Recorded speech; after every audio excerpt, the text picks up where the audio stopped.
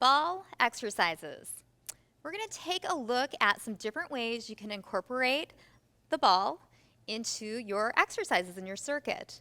Starting in our first progression, seated. So seated, we can take the ball, you can place it in between your thighs, and then you can do just a gentle squeeze together. So adduction, working the inner thighs. Very, very important anytime we're doing any kind of squeezing movements, the tendency is for your students to hold their breath. So we want to promote fluid breath, especially with these ball exercises. So we have the inner thighs, hands can be on the hips, they could be on the chair.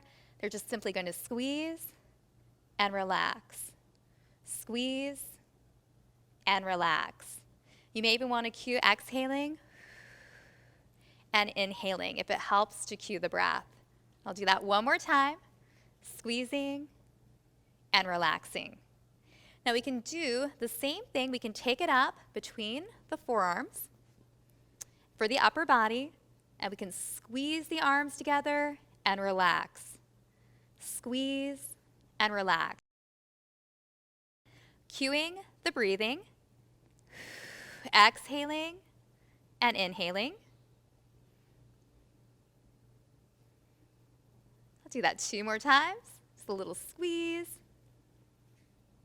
And 1 more time.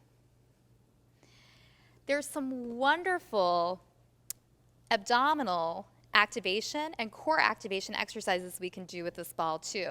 So bringing the legs a little closer together, having the ball on your thighs, the middle of your thighs, taking the palms, placing them together, having your students take a big breath in, and then exhale and just push the ball down into their laps, and then release.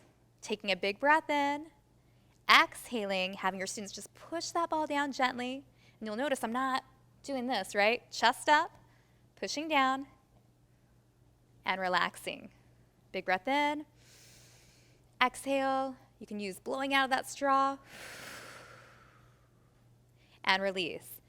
And we can change this up a little by taking the legs wider, taking the ball on the thigh, turning that shoulder so we're getting a little rotation in. So we're moving a little more into the obliques, and those are the muscles that wrap around like a corset.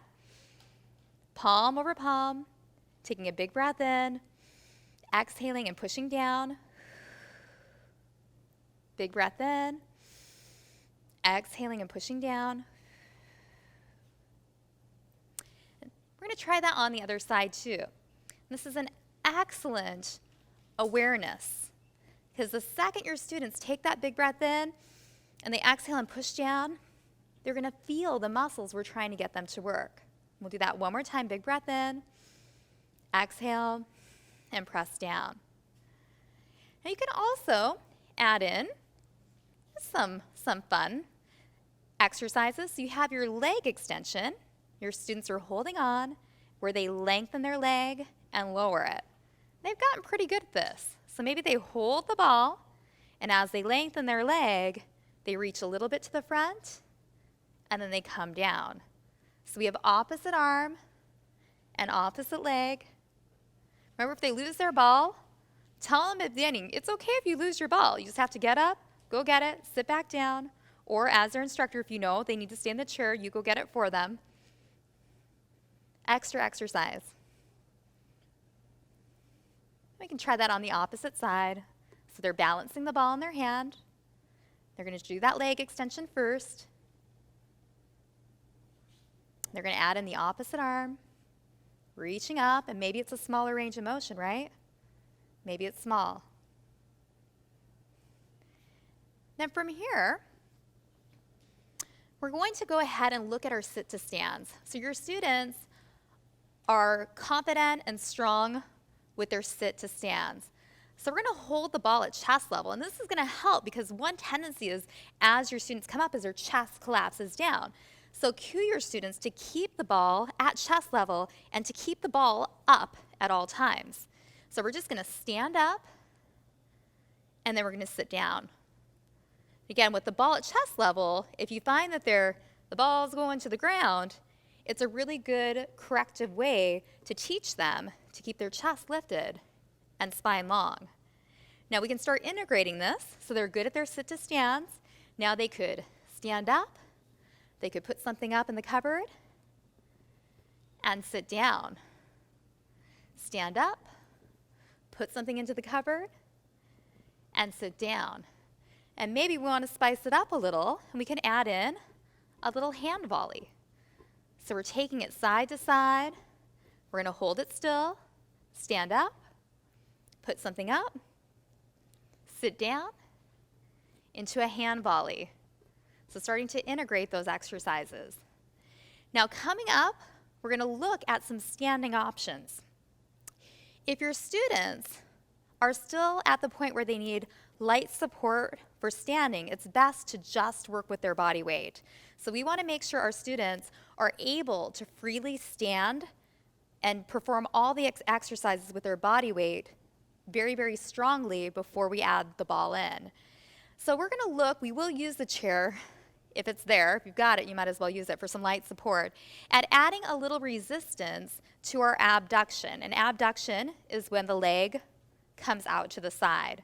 So what you can do is take the ball on your thigh, and we can have a light hold on that chair if it's there. If not, you can just balance. And as your student lifts the leg, they're going to resist themselves. So they're actually going to push their hand towards their thigh. So it's going to lift up, they're going to push down, and release. So they're not helping themselves here, are they? Right? They're lifting up, pushing, and releasing. And I've got to tell you, that stabilizing leg, it's getting a lot of work. So the non-moving leg is fired up as well. So this is an advanced exercise for your high-level experience or your Excel students. Now moving into freestanding. So your students, they own the squat, the lunge. The ball can add a little variety. So we have freestanding squat, adding in a press,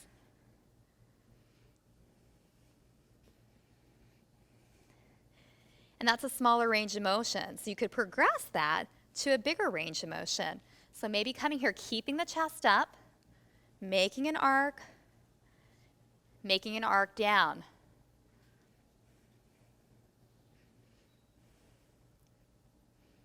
Again, if you see their chest go down to the ground right there, it's an indicator. Leave it right here. We could also squat and add in a V-raise. So you squat, you're going to have your students pivot, bring it up and come center. Squat, remember we're going to pivot, unload the knee and the hip, reach it up, and come center. So this is our smaller range of motion right here.